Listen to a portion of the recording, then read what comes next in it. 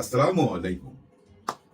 আবার সেই পুরনো শকুন কামড় বসিয়েছে মাতৃভূমির বুকে। জঙ্গলে শকুন অপেক্ষায় থাকে কখন কোন পশু মারা যাবে, ওই অপেক্ষায় থাকে, কিন্তু খুঁজা বেড়ায় না। শকুন কি করে জানেন? ওই মাছি ফলো করে, যে মাছির দল কোন দিকে যাচ্ছে, ভন ভন আওয়াজ কোন দিক থেকে আসতেছে। তখনই বুঝতে পারে যে ওইখানে কিছু মারা গেছে, পচা গলা আছে। ভাই, শকুনের পেটের মধ্যে না এসিডের ফ্যাক্টরি আছে। যতই পচা গলা থাক না কেন হজম কইরা ফালায়। হাড্ডি খাইলে হাড্ডি সুদ্ধা হজম হয়ে যায়। হ্যাঁ, শকুনের যে পেট রে ভাই। যাই হোক, সেই শকুন আবার কামড় বসাইছে আমাদের মাতৃভূমির উপর। কিভাবে যে বাঁচুম আমরা, কোনো উপায় নাই না। দেখেন, যে নির্বাচন কইরা আমরা অস্থির হয়ে গেছিলাম, সরকার কিন্তু সেই নির্বাচনটা দিয়ে দিছে।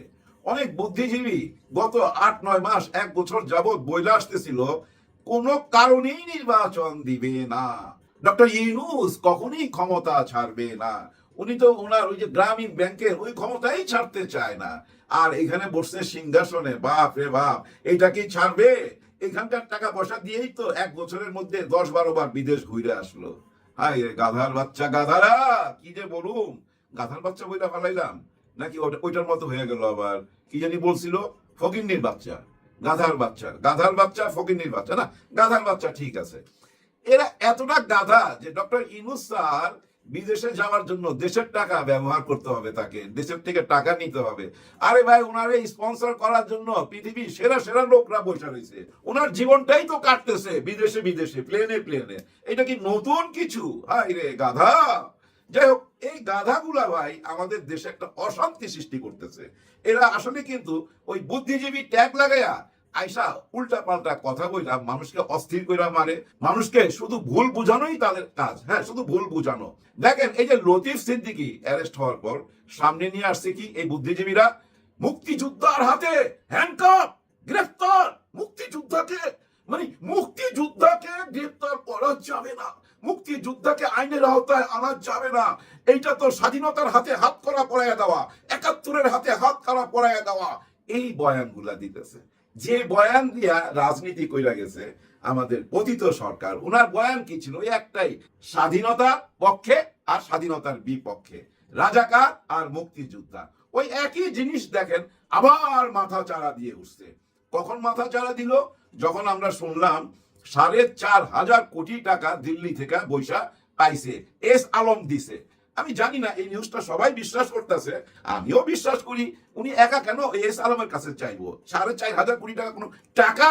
আর এস আলমের কাছে যত টাকা আছে, ও যদি প্রতিদিন 100 কোটি টাকা খরচ করে, তাও ওর খরচ করতে লাগবে ভাই 50 বছর।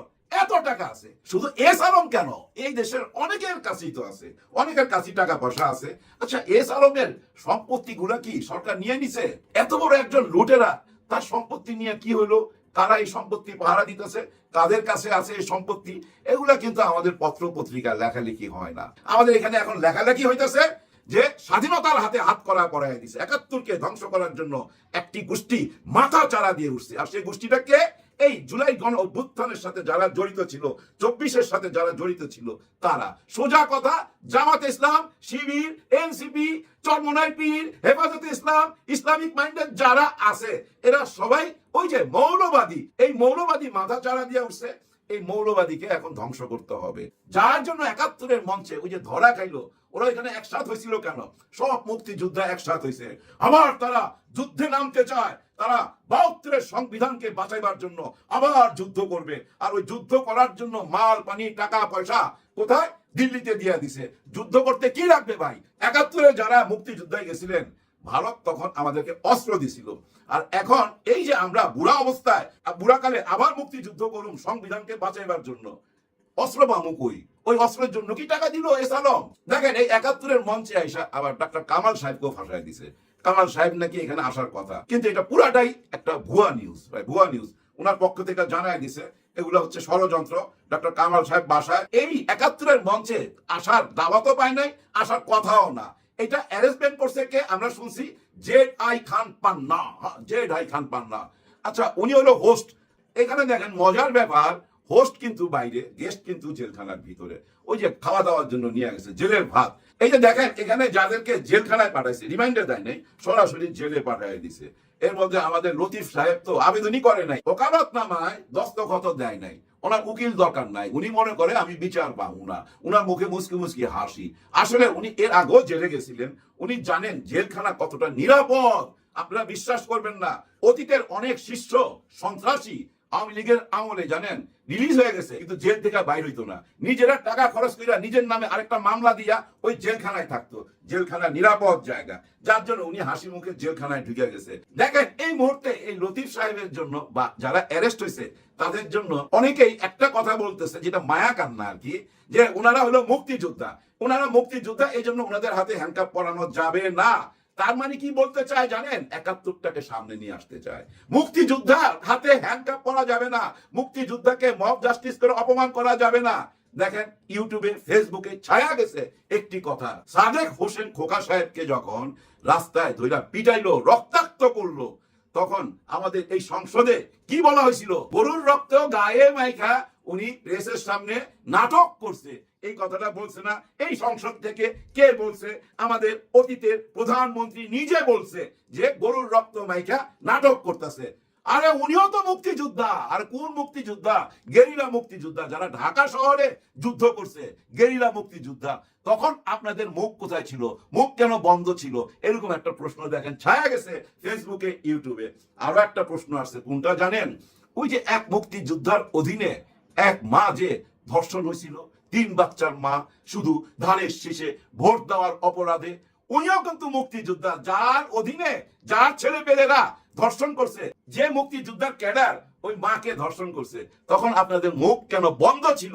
এরকম প্রশ্ন চলে আসছে, এরকম হাজার হাজার প্রশ্ন ভাই। এই যে লতিফ সিদ্দিকী, কাদের সিদ্দিকী, ওদের অতীত সামনে চলে আসছে। ৭১, ৭২, ৭৫ পর্যন্ত ওরা কে কি করছে ভাই, অনেক কাহিনী।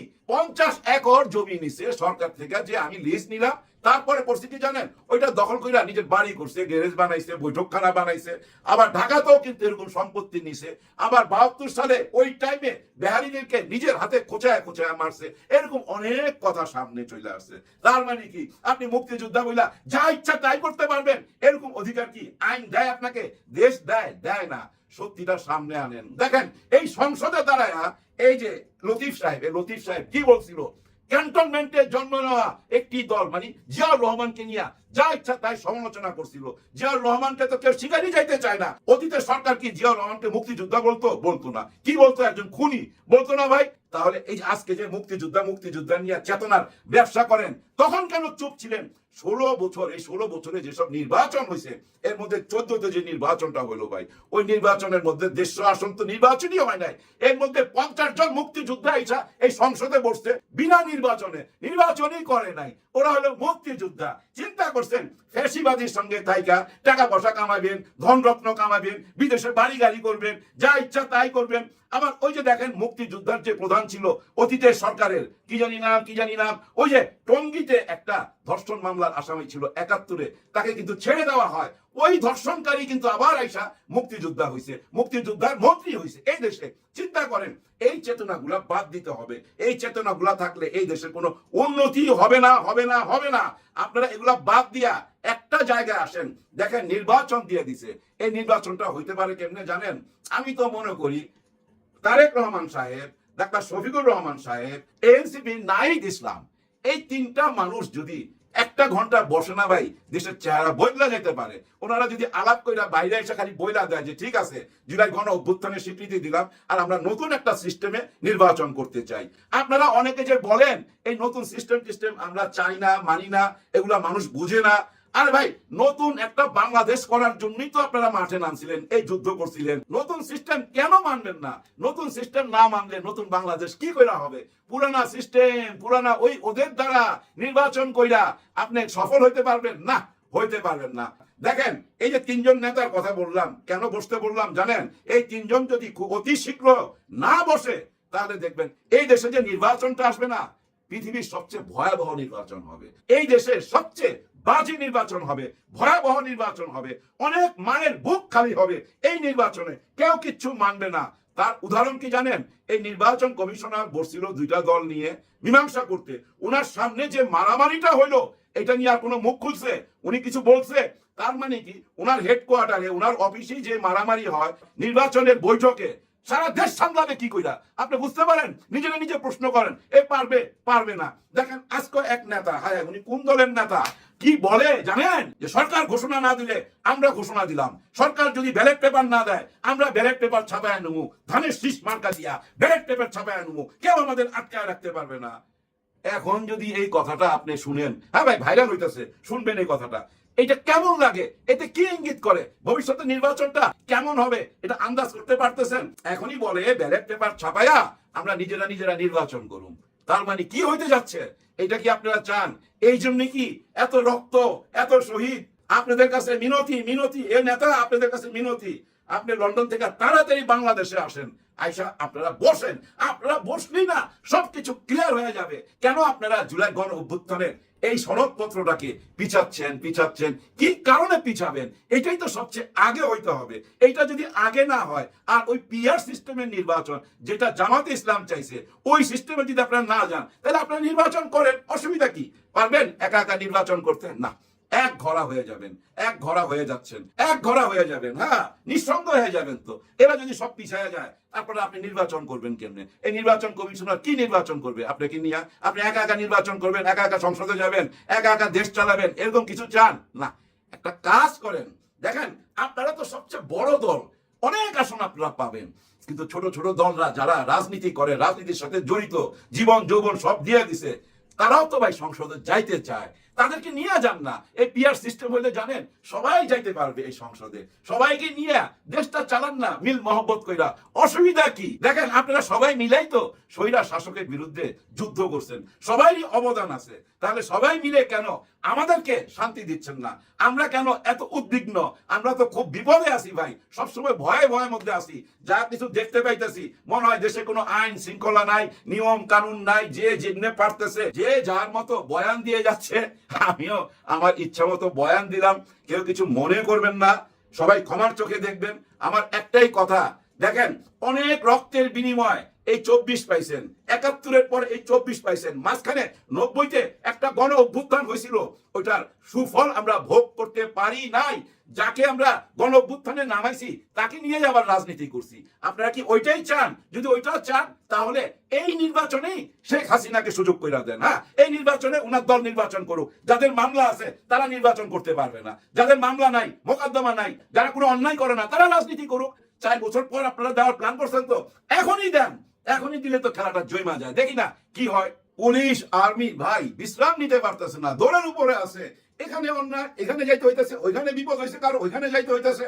আজকে আবার দেখেন জাতীয় পার্টি ভার্সেস বিপি নুরের পার্টি, মারামারি ভাই রাস্তার মধ্যে পল্টনে, ওইখানেও ভাই আর্মি যায় হাজির, পুলিশ যায় হাজির। কোন দিকে যাবে? মব জাস্টিস তো হইতাছে, চারিদিকেই হইতাছে। দেখেন মব জাস্টিস নিয়ে অনেক কথা বলা যায়, এটা আমরা আসলে পছন্দ করি না, কিন্তু উপায়ও তো নাই। এই মব জাস্টিস দিয়েই তো 5ই আগস্ট হয়েছে। 5ই আগস্ট টোটালটাই তো ভাই বিরাট বড় একটা মব জাস্টিস, তাই না? ওই মব জাস্টিস এখন খন্ড খন্ড ভাবে হচ্ছে। কেন হইতেছে? কারণ আমরা জুলাই গণ অভ্যুত্থানের বিরুদ্ধে ষড়যন্ত্র করতেছি যারা, তাদের বিরুদ্ধে মব জাস্টিস হইতাছে। এখন কি করে এটা ঠেকাইবেন বলেন? মানুষের ভিতরে তো ওই চেতনাটা কাজ করতেছে, তাদের চোখের সামনে তারা দেখছে তো 1400 মা বাবার বুক খালি হয়েছে, তারা নিজের চোখে দেখছে। 50,000 মানুষ চোখ হারাইছে, অন্ধ হয়েছে, এটা নিজের চোখে দেখছে। তো কি কইরা ভুলা যাবে বলেন? কি কইরা মাইনা নিবে? যারা এই অন্যায় অত্যাচার করলো, এই জুলুম করলো, দেশের টাকা পয়সা সব মাইরা দিল, তাদেরকে আবার পুনর্বাসন করবে আকার ইঙ্গিতে, বিদেশি টাকা পয়সা খায়া, এটা কি কেউ মাইনা নিবে? দেখেন পুলিশ আসার আগে তারা কি করছে, তারা দিয়ে রাইখা দিছে, তারপর পুলিশ আসার পর পুলিশের হাতে তুইলা দিছে। 1 বছর আগে এটা কল্পনা করতে পারেন? 1 বছর আগে কি হইতো ভাই? ওই স্পটে অনেক ঘটনা ঘটে যেত না? তার মানে কি অনেকটা সয়ে আসছে, সইতেছে, ভদ্র হয়ে আসতেছে। ধীরে ধীরে এই মব জাস্টিসও বন্ধ হয়ে যাবে যখন দেখবো আমরা আইন শৃঙ্খলা, পুলিশ বাহিনী, মিলিটারি, র্যাব সবাই অ্যাক্টিভ। তারা যখনই জায়গা উঠবে তখনই দেখবেন এই মব জাস্টিস ঘুমায় যাবে। হ্যাঁ, ঘুমায় যাবে ভাই। এই মব জাস্টিসকে যদি ঘুম পাড়াইতে চান তাহলে আইন শৃঙ্খলা বাহিনী আপনারা জায়গা উঠেন। আর আপনারা যারা শকুনের মতো এই মাতৃভূমিকে কামড় দিতে চাইতেছেন তারা সাবধান হয়ে যান। দেখেন পুনর্বাসন করতে চান তো ওনাকে, ওইটা করার জন্য কি লাগবে জানেন? 1.5 কোটি মানুষ রাস্তায় নামতে হবে, যেটা জুলাই গণ অভ্যুত্থানের নাম ছিল। 1.5 কোটি মানুষকে রাস্তায় নামাইতে হবে। এই আওয়ামী লীগের 1400 মানুষকে প্রাণ দিতে হবে। 50,000 মানুষকে চোখ হারাইতে হবে, হাত হারাইতে হবে, পা হারাইতে হবে। আছে আওয়ামী লীগের মধ্যে এই ইমানদার লোক যে নিজের জীবন দিবে, আবু সাইদের মতো বুলেটের সামনে দাঁড়াবে? আছে আপনাদের মাঝে আবু সাইদ, ওয়াসিম? আছে কি? নাই। থাকলে আইসা বলেন, কোনো অসুবিধা নাই, রাস্তায় নামেন, দেখান না, দেখান আমাদেরকে, বুক পাইতা বুলেট নিয়ে দেখান। সাবধান সাবধান, কোনো কিচ্ছু করতে পারবেন না। বহু আবু সাহেব পিছনে দাঁড়ায় রয়েছে, বহু ওয়াসিম পিছনে দাঁড়ায় রয়েছে জীবন দেওয়ার জন্য। জুলাই গণ অভ্যুত্থান বৃথা যাইতে পারে না, পারে না, পারে না। ডক্টর ইউনূস স্যার কথা দিচ্ছে আমাদেরকে, উনি হয়তো চুপচাপ আছে, কোন একটা গেম খেলতেছে নির্বাচন দিয়া, যে নির্বাচন চাইছ দিয়ে দিলাম, নে এবার নির্বাচন নিয়ে কি করবি কর, ওইটাই দেখতে চাইতেছে। গ্যালারিতে বৈশা খেলা দেখতেছে। ভাই আমরা অপেক্ষা করি, আর সবার জন্য সবাই দোয়া করি, দেশের জন্য দোয়া রইল। আল্লাহ